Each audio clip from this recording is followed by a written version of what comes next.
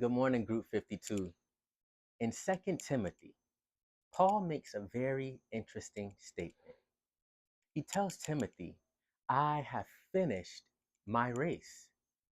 This is interesting because there's a common notion in the church that your race is finished the day you die.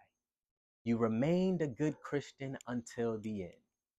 But Paul understood he had an assignment, a mission from God.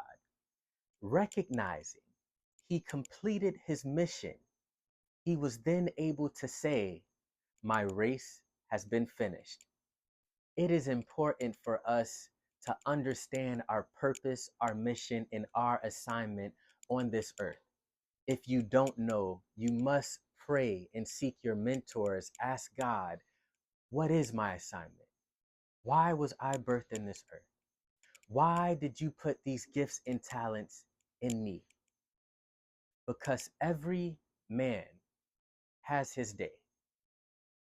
But when time is up, will you be able to say, I have finished my race? Thank you, Group 52. God bless you. Chase your purpose and have the best week of your life.